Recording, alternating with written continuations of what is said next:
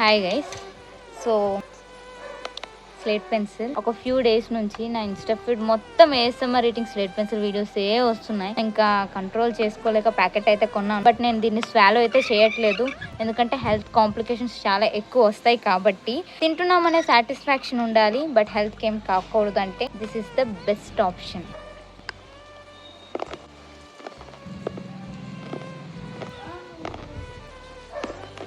Sound బాగా వస్తుంది guys.